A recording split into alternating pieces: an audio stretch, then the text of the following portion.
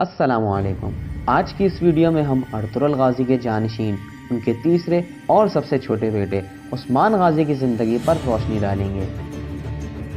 ان کے بارے میں جاننے سے پہلے اگر آپ نے ہمارے چینل کو سبسکرائب نہیں کیا تو جلدی سے ہمارے چینل کو سبسکرائب کریں اور بیل آئیکن کو پریس کریں تاکہ ہماری ہر نئی آنے والی ویڈیو سے اپڈیٹ رہیں۔ عثمان غازی کو عثمان جوق، عثمان بیگ اور عثمان خان بھی کہتے ہیں۔ انہی کے نام سے عثمانی خاندان مشہور ہوا۔ ارطغرل کی وفات کے بعد سلجوقی سلطان نے اپنے فرمان کے ذریعے عثمان کو سرحدی حاکم تسلیم کر لیا۔ عثمان نے ارطغرل کے ایک عظیم ریاست بنانے کے خواب کی تعبیر میں پہلی اینٹ کا کردار ادا کیا۔ عثمان غازی نے اپنی ریاست کی اچھی طرح نگہداشت کی اور اپنے بابا ارطغرل غازی کی طرح سلجوقیوں کے وفادار رہے۔ مورخین نے عثمان کے دور کو دو حصوں میں تقسیم کیا ہے۔ پہلا دور سن 1288 سے شروع ہوا اور سن 1300 میں ختم ہوا۔ اس 12 سالہ عہد میں عثمان کی حیثیت سلجوقی سلطنت کے ایک ماتحت امیر اور ترک قبیلے کے سردار کی تھی۔ عثمان نے عثمانی طاقت کے گہوارے کو شمال کی جانب ایناگول، بیلیجیک، یار حصار اور کوپری حصاری کے قلعوں پر قبضہ کر کے وسعت دی۔ اس سے پہلے یہ مقامات بازنطینیوں کے قبضے میں تھے۔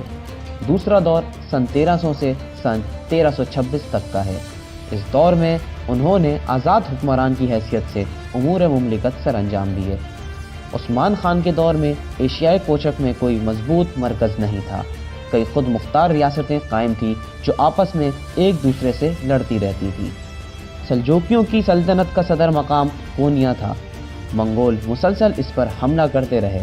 عثمان نے سلجوقیوں کی حمایت اور امداد جاری رکھی۔ سلجوقی سلطان نے عثمان کی کارکردگی سے خوش ہو کر انہیں اچ بیگی یعنی سرحد کا سردار کا خطاب دیا، سکہ جاری کرنے اور خطبے میں نام لینے کی اجازت دے دی، مگر عثمان نے سلجوقی سلطان کی موجودگی میں آزادی اختیار کرنے کے متعلق نہیں سوچا۔ سن 1300 اور سن 1308 کے درمیانی عرصے میں منگولوں کے ہاتھوں سلجوقی سلطنت کے خاتمے کے بعد عثمان آزاد تھا اور اس نے آئندہ اپنے کام خود مختار امیر کی حیثیت سے انجام دیے۔ عثمان غازی اکثر ایک درویش شیخ ادابالی کی خدمت میں حاضری دیا کرتے تھے۔ ادابالی کی ایک حسین و جمیل بیٹی بالا خاتون تھی جس سے عثمان شادی کرنا چاہتے تھے۔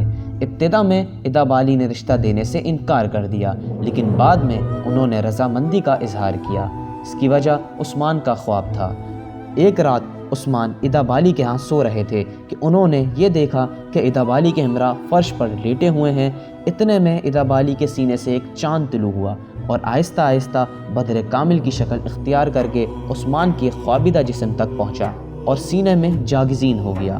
پھر اسی جگہ پشت کی جانب سے ایک درخت نمودار ہوا اور وہ اتنا بلند ہوا کہ اس کی شاخیں بحر و بر پر چھا گئیں۔ اس کی سبز پتیوں کے سائے میں 4 بڑے پہاڑ کوہ بلقان، کوہ طور، کوہ قاف اور کوہ اطلس سر بلند ہیں اور اطراف سے عظیم الشان دریائے نیل، دریائے ڈینیوب، دریائے دجلہ اور دریائے فرات روان ہیں۔ عظیم الشان اور بلند عمارتوں کے برج اپنے سروں کو اٹھائے ہوئے کھڑے ہیں۔ ان کی بلندی پر ایک سنہری ہلال اپنے آب و تاب کے ساتھ چمک رہا ہے۔ اسی اثنا میں تیز و تند ہوائیں چلنے لگیں اور وہ ہلال فرما رواؤں کے شہر قسطنطنیہ کے تاج سے متصادم ہوا جو 2 بر اعظموں اور سمندروں کے نقطہ اتصال پر انگوٹھی کی مانند نظر آ رہا تھا جس میں قیمتی جواہرات جڑے ہوئے تھے۔ عثمان اس انگوٹھی کو پہننے والے ہی تھے کہ آنکھ کھل گئی۔ عثمان نے اپنا خواب ادابالی سے بیان کیا۔ انہوں نے اس میں عثمان کے شاندار مستقبل کی تعبیر دیکھ کر اشارہ غیبی سمجھا اور ان کی شادی بالا خاتون سے کر دی۔ عثمان خان دولت عثمانیہ کے بانی تھے۔ قیام حکومت میں ان کی ذاتی صلاحیتوں کو بڑا دخل تھا۔ وہ بڑے بڑے سرداروں کو اپنے قابو میں رکھنا اور ان سے اپنی سیادت تسلیم کرانا جانتے تھے۔ عثمان کی جنگ برائے جنگ نہ تھی بلکہ اصول اور مقصد کے تحت ہوتی۔ عثمان خان کے بارے میں مشہور ہے کہ وہ غیر معمولی بہادری رکھتے تھے۔ وہ اعلیٰ درجے کے شہسوار اور خوبصورت شخص تھے۔ ان کی قوت فیصلہ بہت زبردست تھی۔ وہ پیچیدہ سے پیچیدہ اور اہم امور کے متعلق فوراً ایک رائے قائم کر لیتے تھے اور وہی رائے درست ثابت ہوتی۔ عثمان خان بلا کے ذہین اور ذکی تھے۔ رحم دلی اور فیاضی کی صفات میں بھی وہ ممتاز حیثیت کے مالک تھے۔ سلطنت عثمانیہ کی بنیاد ڈالنے والے عثمان غازی کی دلیرانہ فتوحات کو جاننے کے لیے ہماری اگلی ویڈیو ضرور دیکھیے گا۔